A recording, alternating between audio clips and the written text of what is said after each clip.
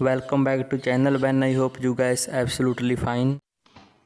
आज की हम इस वीडियो में समझेंगे ट्रांसफर ऑफ प्रॉपर्टी एक्ट यानी कि संपत्ति अंतरण अधिनियम 1882 के अंदर नोटिस के बारे में। ये नोटिस बहुत ही इम्पोर्टेंट है ट्रांसफर ऑफ प्रॉपर्टी एक्ट का।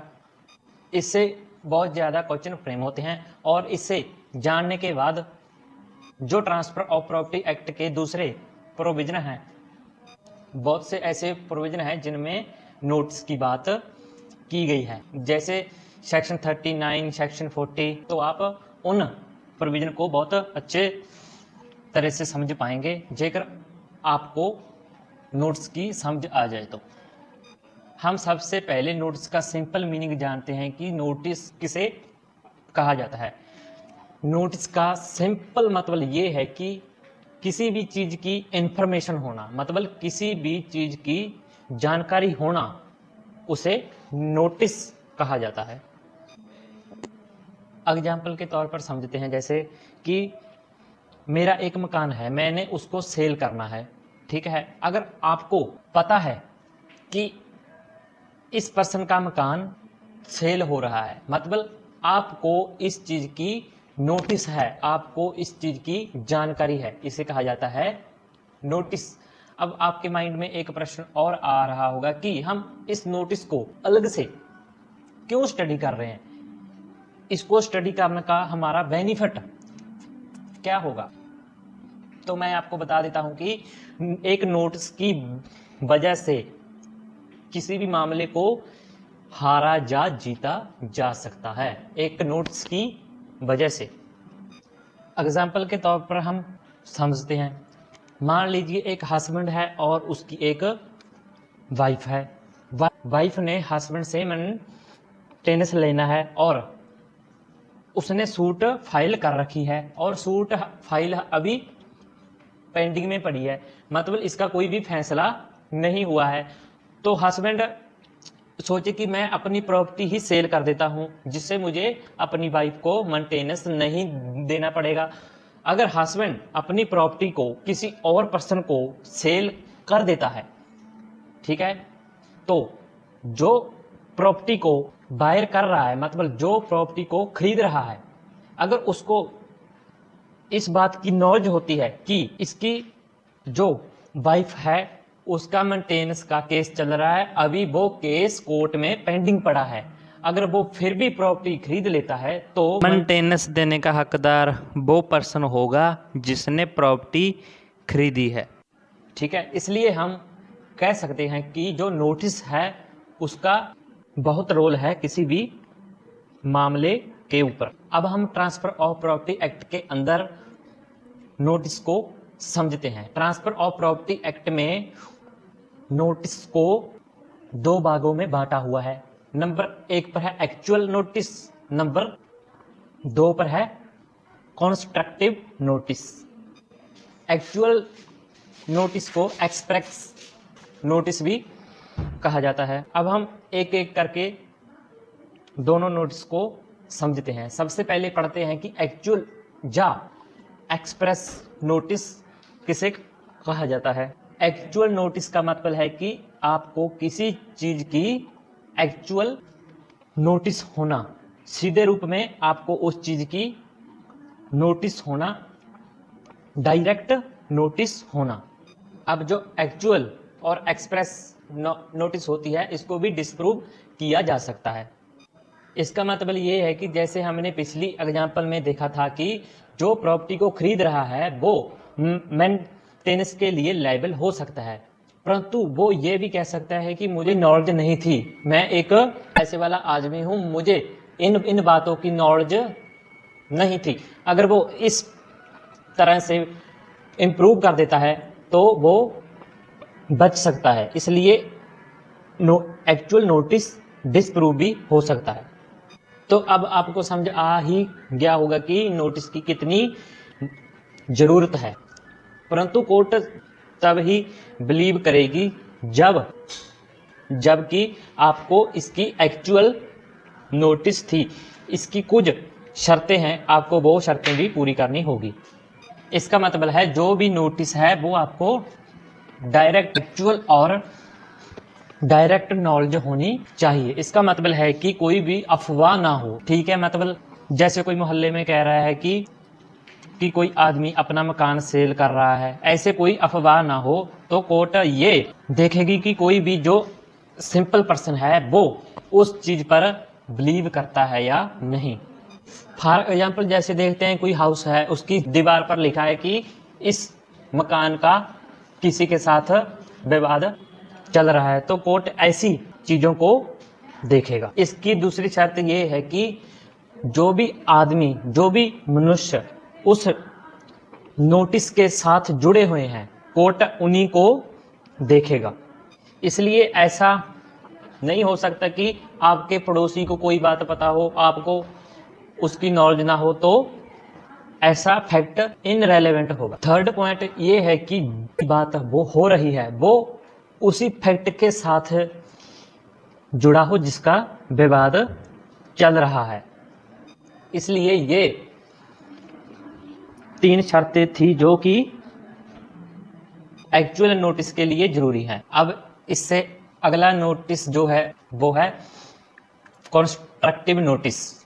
अगर हम सरल भाषा में बात करें तो कंस्ट्रक्टिव नोटिस मतलब आपको कोर्ट ये मान के चलेगी कि आपको किसी भी बात की, किसी भी इंफॉर्मेशन की, किसी भी तथ्य की जानकारी है, आपको नोटिस है, भले ही आपको उस चीज का पता हो चाहे पता ना हो, आपको जानकारी हो चाहे जानकारी ना हो, कोर्ट ये मान के चलेगी कि आपको नोटिस है। कोर्ट ये मान के चलेगी कि परिस्थितियां इस प्रकार हैं कि हर एक मनुष्य को उस बात की नॉलेज है। जैसे इसको एग्जाम्पल के तौर पर, जैसे मान लीजिए कोई पर्सन प्रॉपर्टी खरीदने जा रहा है, उसने जाकर प्रॉपर्टी के कागजात नहीं चेक करे, ऑल्ट्रेशन करवा लेता है और उसको बाद में पता चलता है कि वो प्रॉपर्टी का मालिक ही नहीं था, उस प्रॉपर्टी का मालिक ही कोई और था, तो कोर्ट ये समझकर चलती है कि ये आपकी गलती है, ठीक है, आपको इस चीज की नॉलेज है, कोर्ट ये ही समझकर चलती है। ऐसा एक और भी एग्जाम्पल है। मान लीजिए आप कोई प्रॉपर्टी खरीदने जा रहे हैं, आपको किसी भी दस्तावेजों की जानकारी नहीं है, जिससे आपने प्रॉपर्टी खरीदनी है, आप उसी के अनुसार सब काम कर रहे हो, वो ही डॉक्यूमेंटों को रेडी कर रहा है, वो ही सब कुछ कर रहा है। अगर उसके डॉक्यूमेंटों में किसी भी प्रकार की मिस्टेक होती है तो कोर्ट ये ही मानकर चलती है कि आपको उस चीज की नॉलेज थी। ये नोटिस एक लॉ की तरह ही काम करता है। अगर आप किसी भी प्रकार का एविडेंस ले आए कि मुझे इस बात की नॉलेज ही नहीं थी, आप कोई सीसीटीवी कैमरा ले आए, आप कोई डॉक्यूमेंट ले आए, परंतु कोर्ट ये ही मानकर चलता है आपको इस चीज की नॉलेज थी। अब एक मामले में पढ़ते प्लम्ब वर्सेज फ्लूइड 1791, इस मामले में ये ही बताया था कि ये जो कंस्ट्रक्टिव नोटिस होती है ये अपने आप में ही एक एविडेंस है, इसलिए ये इतना मजबूत है कि कोर्ट आपको अलाउ भी नहीं करेगी कि आप इसको इम्प्रूव करो। अब इसके बीच कुछ परिस्थितियां हैं जिनमें कोर्ट ये समझ लेगी कि आपको इस चीज की नॉलेज थी, आपको इस चीज की इंफॉर्मेशन थी।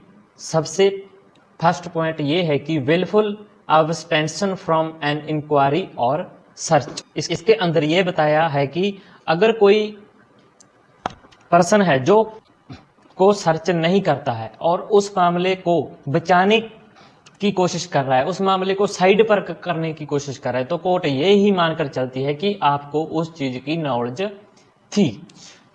इसे एग्जाम्पल के तौर पर समझते हैं। मान लीजिए कोई मकान मालिक है, वो अपने किराएदार को एक नोटिस भेजता है। अगर वो किराएदार नोटिस लेने से मना कर देता है तो कोर्ट ये ही समझता है कि किराएदार को उस नोटिस में कौन सी इंफॉर्मेशन लिखी है उसकी जानकारी है, ठीक है। उस नोटिस के अंदर कोई भी बात हो सकती है, जैसे कोई रेंट बढ़ाने की बात हो सकती है, कोई इलेक्ट्रिसिटी की बात हो सकती है, कोई वाटर सिस्टम की बात हो सकती है, तो कोर्ट ये ही समझकर चलेगी कि उस किराएदार को इसकी नोटिस थी। अब जो सेकंड परिस्थिति आती है कंस्ट्रक्टिव नोटिस की, gross negligence as a notice. इसका मतलब है भारी लापरवाही, गौर लापरवाही। इसमें यह बताया गया है कि आप किसी भी प्रकार की भारी लापरवाही करते हैं, किसी भी प्रकार की बहुत ज़्यादा लापरवाही करते हैं, तो कोर्ट ये ही समझ कर चलती है कि वो आपकी मिस्टेक है, इसलिए आपको उस चीज़ की नोटिस थी।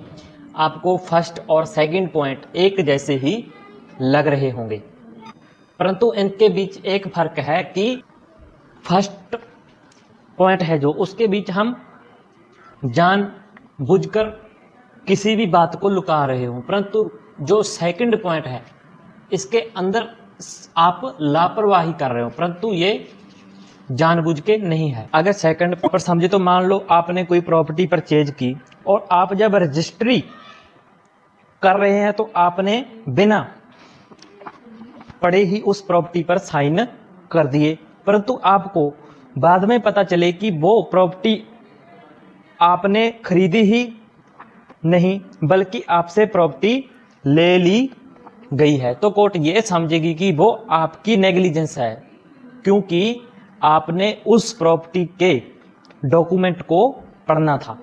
ठीक है, तो ये भारी लापरवाही में आता है, इसलिए कोर्ट मानकर चलेगा कि आपको उस चीज की नोटिस थी।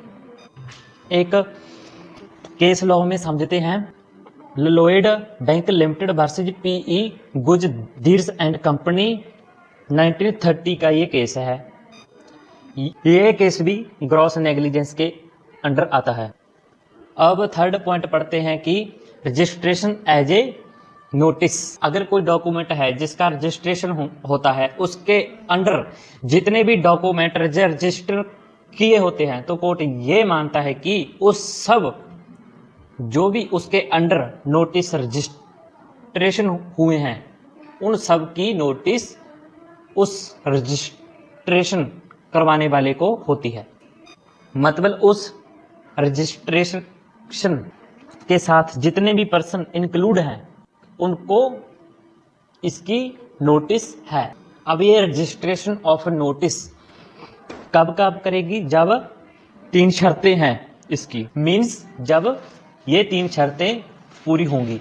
सबसे पहली शर्त है कि जो डॉक्यूमेंट है कंपल्सरी रजिस्ट्रेशन होना चाहिए, यानी कि उस डॉक्यूमेंट का कंपल्सरी रजिस्ट्रेशन हो।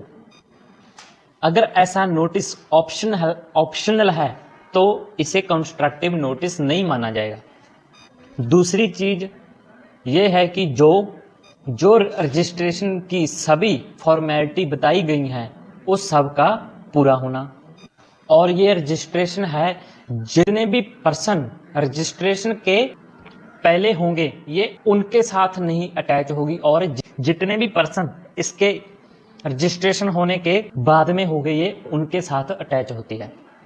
ये नोटिस उनको इफेक्ट करेगी बाद वाले पर्सन को। चौथा पॉइंट आता है कंस्ट्रक्टिव नोटिस के अंदर actual possession as notice of title, यानी कि किसी एक्चुअल पर्सन के पास कोई संपत्ति है जो कब्जे में है, अगर इसकी नोटिस है परचेजर के लिए, वो किसी ना किसी तरीके की राइट कर रहा है उस पोजेशन के ऊपर।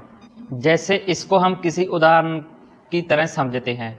मान लीजिए ए पर्सन है, वो बी के साथ कोई वादा करता है कि मैं तुम्हें अपनी इमूवेबल प्रॉपर्टी बेचना चाहता हूँ। ए है जो बी के साथ कॉन्ट्रैक्ट करता है कि मैं अपनी इमूवेबल प्रॉपर्टी तुम्हें बेचना चाहता हूँ। एक कॉन्ट्रैक्ट होता है कि मैं प्रॉपर्टी तुम्हें 5000 में बेच रहा हूँ, तो उसके पश्चात जो बी है वो ए की प्रॉपर्टी ले लेता है और वहाँ पर रहने लग जाता है। इसलिए रजिस्ट्री तो हुई नहीं होती है, सिर्फ कॉन्ट्रैक्ट हुआ होता है 5000 का। अब ए उस प्रॉपर्टी को सी को बेच देता है। ए ने बी को बेचा नहीं है, सिर्फ कॉन्ट्रैक्ट किया है, रजिस्ट्री नहीं की है, तो वो ए है जो अपनी प्रॉपर्टी सी को बेच देता है। इसलिए जो सी पर्सन है उसकी ड्यूटी बनती है कि वो बी के पास जाकर उसे पूछ सकता है कि तुम यहाँ पर प्रॉपर्टी के अंदर क्यों रह रहे हो। क्योंकि अगर ए पर्सन की प्रॉपर्टी है, बी पर्सन वहां पर रह रहा है और सी पर्सन प्रॉपर्टी को खरीद रहा है, तो बी पर्सन की कहीं ना कहीं उसका राइट तो होगा जो ए की प्रॉपर्टी पर रह रहा है। इसलिए प्रॉपर्टी खरीदने से पहले उसको बी के पास जाकर पूछना होगा।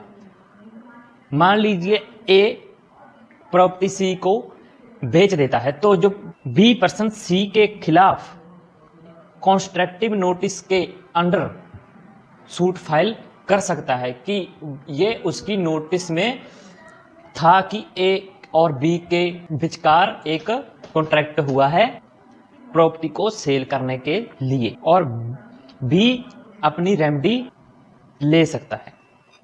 अब कॉन्स्ट्रक्टिव नोटिस का 5वां पॉइंट है कि notice to agent is notice to principal, यानी कि अगर आपके एजेंट को किसी भी प्रकार की नोटिस मिलती है तो ये समझा जाएगा कि वो आपको नोटिस मिली है। आप ये नहीं कह सकते कि ये तो मुझे नोटिस नहीं मिली, ठीक है, क्योंकि वो आपका एजेंट है, इसलिए एजेंट को मिली नोटिस आपको समझी जाएगी।